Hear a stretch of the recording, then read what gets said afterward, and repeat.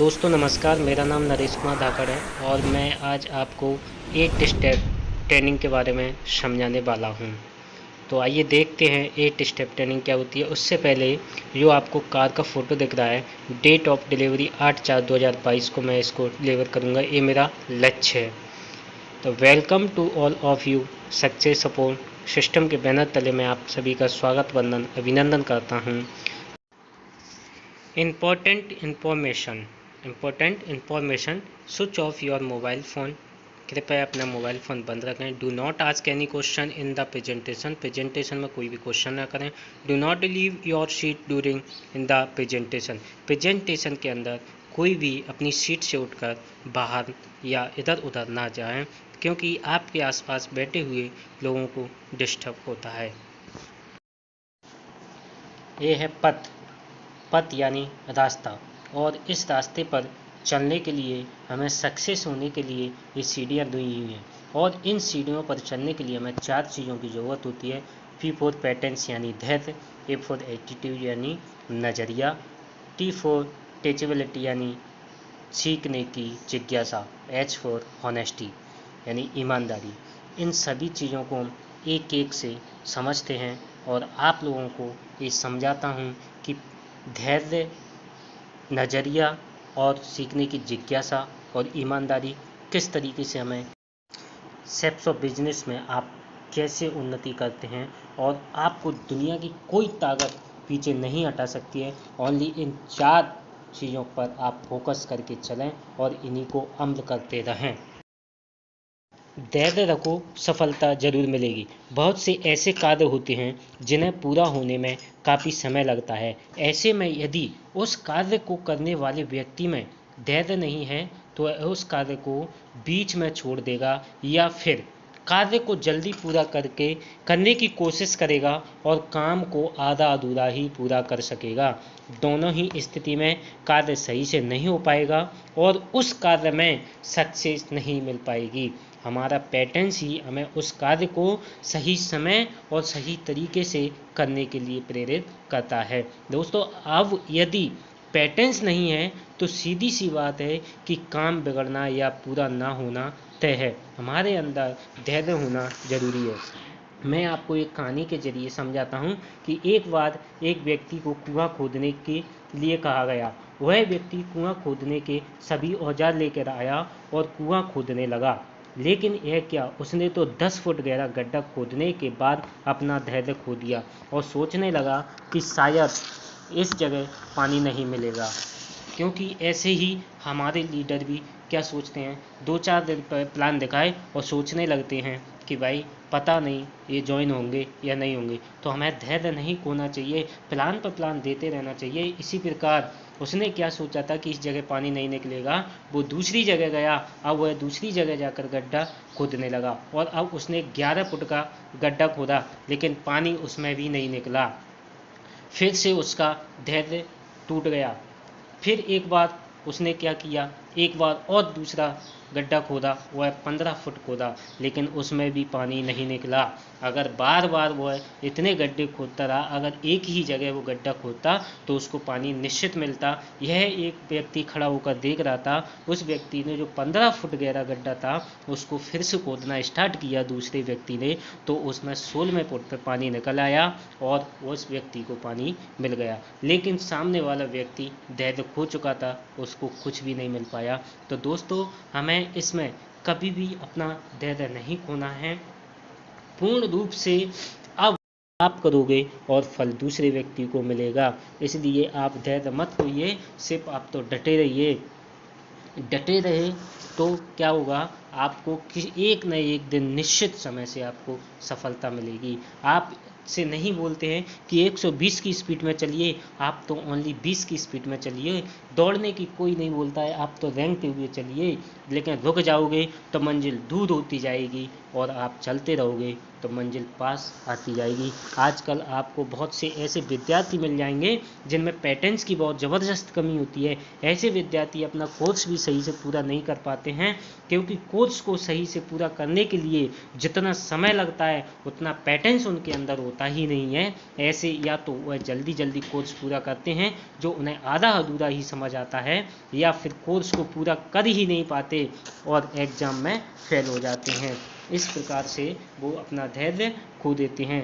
पाना धैर्य की कमी ब्राइट फ्यूचर के लिए पैटर्न्स कम की हैबिट को अपना लें तो सक्सेस होने से उन्हें कोई नहीं रोक सकता है। वो अगर वो हैबिट बना लें एक पैटर्न्स की कि हमें धैर्य रखना है, धैर्य रखने की एक हैबिट बना लें।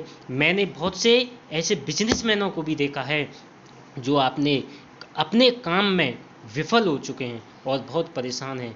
बात करने पर पता चलता है कि ऐसे बिजनेसमैन के अंदर धैर्य की बहुत कमी है। लक ऑफ पैटर्न्स वह अपने बिजनेस को करने के लिए जो तरीका, टेक्निक या प्लान अपनाते हैं, यदि वह तरीका धीरे धीरे काम कर रहा होता है तो वह उस तरीके को छोड़कर नया तरीका अपना लेते हैं, और जब दूसरे तरीके में धीरे धीरे सफलता मिल रही होती है तभी उसको भी छोड़कर तीसरा तरीका अपना लेते हैं। बिजनेस को करने के तरीके को यदि लगातार बदला जाए तो कोई भी तरीका काम नहीं करता है और बिजनेस बंद करना पड़ जाता है, क्योंकि धैर्य की कमी की वजह से ही कोई बिजनेसमैन अपने बिजनेस करने के तरीके को बदलता रहता है। यदि किसी बिजनेस को करने का एक अच्छा तरीका अपनाया जाए और यदि वह शुरू में धीरे धीरे काम करता है तो उसे नहीं छोड़ना चाहिए। अनुभव यानी एक्सपीरियंस होने पर तरीका बहुत अच्छा काम करने लगता है। बहुत से बिजनेसमैनों में तो इतने धैर्य की कमी होती है कि वे अपने बिजनेस के तरीके को ही नहीं बल्कि अपने बिजनेस को ही बदल देते हैं, और हमें ऐसा नहीं करना है। ना कि हमें अपने बिजनेस को बदलना है, ना ही हमें अपने तरीके को बदलना है। जो हमारे अपलाइन बोलते हैं उसी तरीके से हमें आगे चलना है और हमें इसी धैर्य के साथ आगे बढ़ना है। ऐसे लोग जो जीवन में कुछ अच्छा और बड़ा करना चाहते हैं उनके अंदर पैटर्न्स का होना बहुत ज़रूरी होता है। बिना पैटर्न्स के कोई भी बड़ी सफलता, बिग सक्सेस हासिल नहीं की जा सकती। बगुला के अंदर बहुत पैटर्न्स होता है। मैं एक कहानी के जरिए सुनाता हूँ आपको कि बगुला के अंदर बहुत पैटर्न्स होता है, तभी वह नदी में एक जगह बहुत देर तक बिना हिले डुले खड़े होकर मछली का इंतजार करता है, और इसी पैटर्न्स की वजह से वह मछली पकड़ पाता है। किसी भी पेड़ में ज़बरदस्त पैटर्न्स होता है, तभी वह एक जगह खड़ा सभी मौसम को झेलता हुआ भी मीठे फल देता है। नदियों में भी बहुत पैटर्न्स होता है, तभी तो वह अपने हजारों किलोमीटर चलकर अपने लक्ष्य सागर को प्राप्त कर लेती है। जब पेड़, बगुला, नदी आदि में इतना पैटर्न्स होता है तो आप तो ईश्वर की बनाई सर्वोत्तम कृतियता मनुष्य है। आप में तो धैर्य कूट कूट कर भरा होना चाहिए। जो व्यक्ति धैर्य का मालिक है वह दुनिया का बाकी सभी चीज़ों का मालिक है। होकर मायूस यूं ना शाम की तरह बदलते रहिए, होकर मायूस यूं ना शाम की तरह बदलते रहिए। जिंदगी एक भोर है, सूरज की तरह निकलते रहिए। ठहरोगे एक पांव पर तो थक जाओगे, धीरे धीरे ही सही मगर मंजिल की तरफ चलते रहिए। आगे देखते हैं।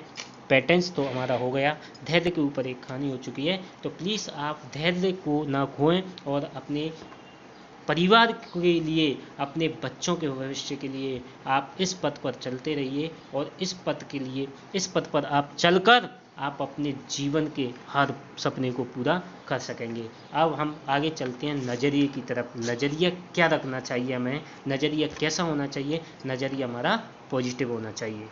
Attitude is everything. मुझे क्या डराएगा मौत का मंजर, हमने तो जन्म ही कातिलों की बस्ती में लिया है।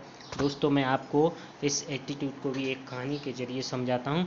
बाटा कंपनी के एक मैनेजर को साउथ अफ्रीका में अपनी सेल की संभावनाओं के देखने के लिए भेजा। उसने वहां पहुंचकर देखा कि सब लोग नंगे पैर घूम रहे हैं। उस मैनेजर ने अपने बाटा कंपनी को रिपोर्ट भेजी कि यहाँ जूतों की बिक्री का कोई अवसर नहीं है, क्योंकि सब नंगे पैर घूम रहे हैं, और उसने नकारात्मक रिपोर्ट भेज दी। कुछ महीने बाद दोबारा कंपनी ने दूसरे मैनेजर को साउथ अफ्रीका में सर्वे के लिए भेजा। वह दूसरा मैनेजर वहां पहुंचा, सभी को नंगे पैर देखकर उत्साहित होकर बाटा कंपनी में टेलीफोन किया कि बहुत बढ़िया यहाँ पर तो बहुत शोरूम खुल सकते हैं। बस इनको समझाना है कि जूते पहनने का फ़ायदा क्या होता है। बहुत अच्छी बिक्री होगी, क्योंकि यहाँ सब लोग नंगे पैर घूमते हैं। लेकिन सोचिए कि एक पहला व्यक्ति भेजा था, उसके अंदर नेगेटिव सोच थी। उसने क्या कहा था, यहाँ पर कोई भी जूता नहीं बेचेगा। और दूसरा इंजीनियर पहुँचा तो उसने कहा था यहाँ पे हमारी कंपनी ज़बरदस्त चलेगी। तो नज़रिए का फ़र्क हो जाता है। तो आप एक अपना नज़रिया पॉजिटिव रखिए, हमेशा पॉजिटिव सोच के साथ आगे बढ़िए। एक दिन एक अमीर व्यक्ति अपने बेटे को एक गांव की यात्रा पर ले गया। वह अपने बेटे को यह बताना चाहता था कि वे कितने अमीर हैं और भाग्यशाली हैं, जबकि गांव के लोग कितने गरीब हैं। उन्होंने कुछ दिन एक गरीब के खेत पर बिताए और फिर अपने घर वापस लौट गए। घर लौटते वक्त रास्ते में उस अमीर व्यक्ति ने अपने बेटे को पूछा, तुमने देखा लोग कितने गरीब हैं और वे कैसा जीवन जीते हैं। बेटे ने क्या खूबसूरत सा जवाब दिया, हाँ मैंने देखा। हमारे पास एक कुत्ता है और उनके पास 4 कुत्ते हैं। हमारे पास एक छोटा स्विमिंग पूल है और उनके पास पूरी की पूरी एक नदी है। हमारे पास रात को जलाने के लिए विदेशों से मंगाई हुई कुछ महंगी लालटेन हैं और उनके पास रातों को चमकने वाले अरबों तारे हैं। हम अपना खाना बाजार से खरीदते हैं और जबकि वे अपना खाना खुद अपने खेत में उगाते हैं। हमारा एक छोटा सा परिवार है जिसमें 5 लोग हैं, जबकि उनका गांव उनका पूरा परिवार है। हमारे पास खुली हवा में घूमने के लिए एक छोटा सा गार्डन है और उनके पास पूरी धरती है जो कभी समाप्त नहीं होती। हमारी रक्षा करने के लिए हमारे घर के चारों तरफ बड़ी बड़ी दीवारें हैं और उनकी रक्षा करने के लिए उनके पास अच्छे अच्छे दोस्त हैं। अपने बेटे की बातें सुनकर अमीर व्यक्ति कुछ बोल नहीं पा रहा था। बेटे ने अपनी बात समाप्त करते हुए कहा, धन्यवाद पिताजी, मुझे यह बताने के लिए कि हम कितने गरीब हैं और गांव के लोग कितना अमीर हैं। इस कहानी से मैं आपका ये एटीट्यूड वाला यानी नज़रिए वाला समाप्त करता हूँ और आगे चलते हैं हम टीचेबिलिटी यानी सीखने की जिज्ञासा। अपने आप में सीखने का गुण विकसित करें, सीखते रहने का गुण विकसित करें। जिंदगी हर लम्हा कुछ ना कुछ सिखाती है, हर तजुर्बे से नई उम्मीद यह जगाती है। आपको हर पल सीखने का हुनर अगर आ जाए, फिर हर पल नए करिश्मे जिंदगी दिखाती है। आपको भी सीखने का हुनर आना चाहिए। आपने व्यवसाय की सभी गतिविधियों को सीखने, प्लान, प्रेजेंटेशन, ग्रुप मीटिंग लेना, काउंसलिंग करना, वीकली ओरिएंटेशन लेना, मैंगो शो ऑर्गेनाइज करना। शुरू में हर काम मुश्किल लगता है, मगर धीरे धीरे सब आसान हो जाता है। आपसे पहले हुए सभी लीडर के बारे में गौर से सोचें कि उनसे क्या क्या विशेषता हैं, गुण हैं जो उन्हें दूसरे से अलग करते हैं। 1 मिनट सोचें आप कि उनके अंदर क्या गुण हैं जो हमसे अलग करते हैं, दूसरों से अलग करते हैं। आप उन सभी विशेषताओं की लिस्ट बनाकर उसका अनुकरण करना सीखें। आप खुद में विश्वास रखें कि आप यह कर सकते हैं। आप स्वयं के व्यक्तित्व में नया निखार महसूस करेंगे। सीखने के लिए सतत तैयार रहें। अपने सहयोगियों से आप लगातार बहुत कुछ सीख सकते हैं।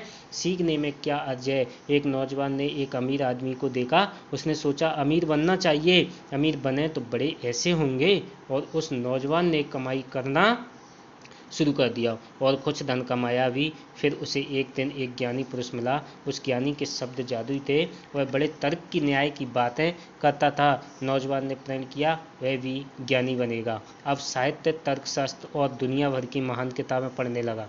फिर उसकी भेंट एक संगीतकार से हुई। वो लड़का उस संगीतकार के संगीत से काफ़ी प्रभावित हुआ। उसे ज्ञानी बनने से ज़्यादा संगीतकार बनना अच्छा लगा और वह संगीत सीखने लगा। लेकिन हुआ क्या, काफ़ी उम्र बीतने के बाद भी ना वह अमीर बन सका, ना ज्ञानी, ना ही संगीतकार, ना कुछ और। एक दिन उसने एक महात्मा से अपने दुख का कारण बताया। महात्मा ने कहा, बेटा सारा संसार आकर्षण से भरा पड़ा है, एक निश्चय करो कि और फिर जीते जी उसी पर अमल करो, तुम्हारी तरक्की अवश्य होगी। कई जगह गड्ढे खोदोगे तो न पानी मिलेगा न कुआं खुदेगा। तो आत्मन आपको सीखना तो है, लेकिन उस नौजवान जैसे नहीं। एक निश्चय करें, यूँ भी कहते ना, एक साधो सब साधे, सब साधे सब जाए। ठीक है, तो आप एक ही बात पर अटल रहिए कि मुझे ये करना है, इधर उधर की बातों को छोड़कर। अब आगे बढ़ते हैं। ऑनेस्टी यानी ईमानदारी। इस बिजनेस को खुद का बिजनेस समझकर पूरी ईमानदारी से करने की ज़रूरत है। कुछ लोग तब तक ही ईमानदार रहते हैं जब तक उनको बेईमानी करने का अवसर ना मिले, लेकिन इस व्यवसाय में हमें लगातार पूरी निष्ठा और ईमानदारी से काम करते रहने की ज़रूरत है। आपने सुनी होगी एक लकड़हारे की कहानी कि एक बार एक लकड़हारा नदी के किनारे पेड़ काट रहा था। अचानक हाथ से छूटकर उसकी कुल्हाड़ी नदी में गिर गई। वह बहुत दुखी हुआ और रोने लगा। तभी जल देवता प्रकट हुए और पूछा, क्या कारण है? लकड़हारे ने अपने शोक का कारण बता दिया। जल देवता ने डुबकी लगाई और चांदी की कुल्हाड़ी लेकर आए और पूछा, यह आपकी कुल्हाड़ी है क्या? लकड़हारे ने ना कहा। जल देवता ने दोबारा डुबकी लगाई और सोने की कुल्हाड़ी लेकर आए और फिर पूछा। लकड़हारे ने ना कहा। जल देवता ने तीसरी बार डुबकी लगाई और लोहे की कुल्हाड़ी लेकर आए और लकड़हारे से पूछा। लकड़हारा खुश हो गया और कहा, हाँ, यह मेरी कुल्हाड़ी है। लकड़हारे की ईमानदारी पर जल देवता ने तीनों कुल्हाड़ी लकड़हारे को दे दी। लकड़हारे ने धन्यवाद दिया और खुशी खुशी अपने घर चला गया। ये कहानी इस सतयुग की, लेकिन अब कलयुग में एक दिन वही लकड़हारा नदी के पास लकड़ी काट रहा था। जल देवता ने सोचा, ये वही सतयुग के समय वाला लकड़हारा है जो इस युग में आ गया। देखता हूँ कलयुग का इस पर कितना असर पड़ा है। जल देवता ने अपने प्रभाव से उसकी बीवी को जल में डुबोते हुए दिखा दिया। लकड़हारा ये सब देख कर रोने लगा। जल देवता प्रकट हुए और शोक का कारण पूछा। लकड़हारे ने बताया, अभी अभी नदी में उसकी बीवी डूब गई है। जल देवता ने डुबकी लगाई और प्रीति जिंटा को लेकर आए और लकड़हारे से पूछा कि ये है तुम्हारी बीवी? लकड़हारे ने तुरंत कहा, हाँ, यही है। जल देवता बड़े क्रोधित हुए और उन्हें लकड़हारे से पूछा, क्या कलयुग का प्रभाव तुम पर भी पड़ गया? तुम्हारी ईमानदारी कहाँ गई? लकड़हारे ने घबराते हुए जल देवता से कहा कि दरअसल बात ये नहीं है, बात ये है कि मुझे मालूम है आपने पहले प्रीति जिंटा को निकाला, मैं मना करता, आप कैटरीना कैफ को निकालते, मैं फिर मना करता तो आप मेरी बीवी को निकालते, और मैं जैसे ही हाँ बोलता आप तीनों मुझे दे देते। और प्रभु, मैं तीन को नहीं झेल सकता हूँ, सारा आप समझते हैं। इसी प्रकार आपको अपनी कंपनी के प्रति ईमानदारी, अपने अपलाइन के प्रति ईमानदारी, अपनी डाउनलाइन के प्रति ईमानदारी, अपने प्रोडक्ट के प्रति ईमानदारी, फुल तरीके से ईमानदार व्यक्ति बनना है, तभी आप लाइफ में और इस बिजनेस में सक्सेस हो पाओगे। But to do only 3 things give you 100% success. 90% excitement और 8% टेक्निक्स और 2% फाइन ट्यूनिंग होना हमारा ज़रूरी है। 8 स्टेप टूवर्ड सक्सेस। ड्रीम, हमारे ड्रीम कैसे होने चाहिए ये मैं आपको आगे बताऊंगा। सभी चीज़ें, लिस्ट बनाना है, invitation, show the plan, follow up, 100% user, be a team player, no cross lining, no counselling और टैप बुक्स फंक्शन, ये सभी चीज़ें हमको करना ज़रूरी हैं। हमारे सबसे पहले हमारा लक्ष्य है ड्रीम, और उसके बाद लिस्ट, इन्विटेशन, ये सभी चीज़ें हमें करना है। अब बारीकी से एक एक से समझते हैं कि ड्रीम गोल यानी हमारे लक्ष्य। सबसे देखो, हमारा लक्ष्य है पैसा कमाना, हमारा लक्ष्य है गाड़ी लेना, हमारा लक्ष्य है विदेश यात्रा करना, हमारा लक्ष्य है बीच पे घूमना, ये सभी हमारे लक्ष्य हैं। इनको हमें लिखना है, एक डायरी में नोट कर लेना कि हमें ये पाना है और इस चीज़ का हमारा सपना है, उस चीज़ को हमें पूरा करना है, मतलब करना है 100% हमें करना है। उस पर लिख देना कि इस डेट को मुझे मेरा ये ड्रीम पूरा करना है। सबसे पहले छोटे छोटे ड्रीम लिखना है, यानी SML गोल। शॉर्ट ड्रीम यानी 3 से 6 महीने के बीच में जो गोल है आपका वो लिखना है। मिडिल टर्म यानी मिडिल 1 से 2 साल के बीच में जो गोल है वो लिखना है। लॉन्ग टर्म यानी 3 से 5 साल के बीच में जो गोल है आपका वो लिखना है। इसके बाद में लिस्ट सबसे पहले सोशल यानी सोशल मीडिया पर जो है आपके व्हाट्सएप वगैरह फेसबुक से जितने भी जॉइंट हैं उनके नंबर लिखना है। एजुकेशनल जो हमारी शिक्षा के क्षेत्र में जो फ्रेंड रहे हों उनके, फाइनेंशियल, मेंटल, ये सभी की लिस्ट बनवाना है। आपको लिस्ट बनाना है और 50-50 लोगों की लिस्ट बनाना है। आपको 50 लोगों की आपकी लिस्ट होगी, 50 की आप बनवाएंगे, 2500 हो जाता है। अगर 2500 लोगों की 50-50 की बनवाएंगे, बाद 1,25,000 कॉन्टैक्ट आपके पास होते हैं। आपके पास शुभारंभ बुक होना चाहिए, इसको पढ़ना चाहिए। सिस्टम फॉर सक्सेस शुभारंभ, ठीक है। दूसरा है स्क्रैप मेथड फॉर लिस्ट, कफल, रिस्पेक्टेबल, एवेंसन और प्रोफेशनल, इन सभी लोगों की भी लिस्ट में नाम होना आपका अति आवश्यक है। इन लोगों की भी लिस्ट बनाएं। दूसरा है invitation.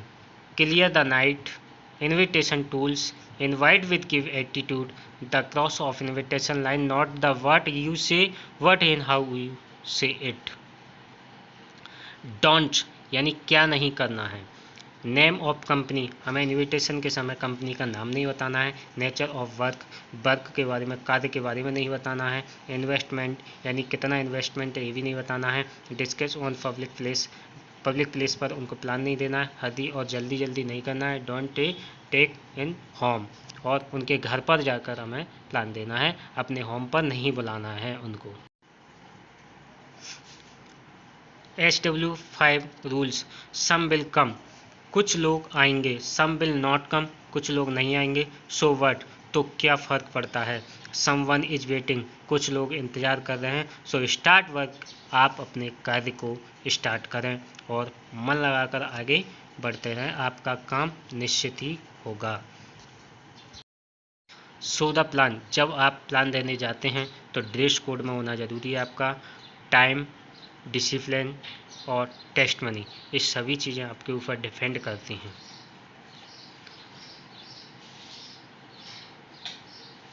Follow around the circle, closing after the meeting, जब मीटिंग क्लोज करें उस समय आपको होना चाहिए। 100% user, 100% product use of shop, all products are of world class, आपका जो प्रोडक्ट है वो वर्ल्ड में नंबर 1 है। ये हमें अपनी कंपनी के प्रोडक्ट का प्रमोशन करना है। We a team player, no cross line, counselling with active upline, upline active होना चाहिए। T for together, E for everyone, A for achieves और M for more. TVF, audio video books function, ये सभी हमारे पास होना चाहिए। और प्रगति सूत्र फाइल फोल्डर, ये सभी हमारे पास होना चाहिए। मैजिक ऑफ थिंक बिग, आप स्वयं ही अपने जीवन के शिल्पकार हो और आपको अपना जीवन बनाना है। Thank you for to watch me.